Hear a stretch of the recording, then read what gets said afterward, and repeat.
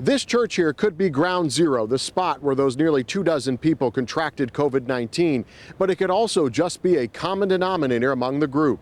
We're connected as far as our friendship and our association with the church. So it's easier to say an outbreak at church, where in all honesty, quite a few of us were in contact with each other. Rebecca Ballentine is a parishioner and office manager at the Pentecostals of Sheboygan County Church. She is just one of 23 people connected to the church that has contracted COVID-19. The number of cases has forced the Sheboygan County Health Department to open up an investigation. So we've been contact tracing and following up with anyone who may have been exposed within the church environment. Those people are staying home. Rebecca says the first person who most likely had the virus came to church in early June, not knowing he was sick.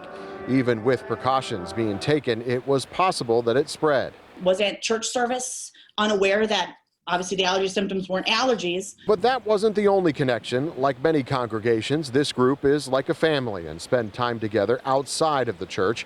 Many of them attended a surprise birthday party for Rebecca the day before attending services. There were a couple of different church functions that were happening in different various numbers of people at each of the functions. The health department says none of the 23 people diagnosed with COVID that are connected with the church is seriously ill, and all are being asked to quarantine while the department continues contact tracing. They also say more people could become sick. As people become symptomatic and go in for testing, there's certainly it's certainly possible that there would be more cases. The health department is encouraging everyone to get tested, and the church has reverted to online-only services for the time being. Rebecca is almost done with quarantine and told me she was surprised by the potential of asymptomatic spread.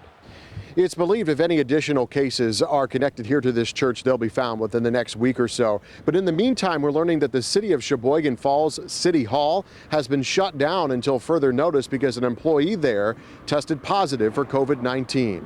Reporting in Sheboygan Falls, Tom Durian, TMJ4 News.